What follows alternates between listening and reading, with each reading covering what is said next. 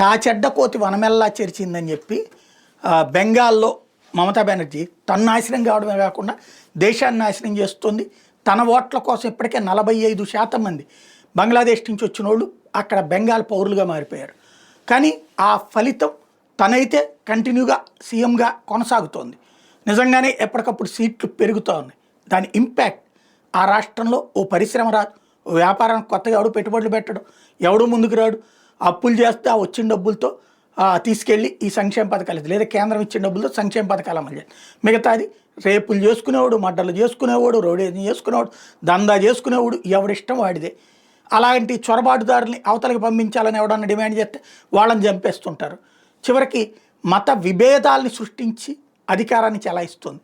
మోడీ తాజాగా క్లియర్గా తేల్చి చెప్పారు, భారతీయ జనతా పార్టీ అక్కడ అధికారంలోకి వస్తే ఏ చొరబాటుదారుని ఉండనివ్వం, బీజేపీ పాలిత రాష్ట్రాలు తిప్పి పంపుతున్నాం, బంగ్లాదేశ్లో ఉన్న వాళ్ళు కూడా తిప్పి పంపుతాం, దానికి మీరందరూ సిద్ధం కండి అని పిలుపునిస్తున్నారు.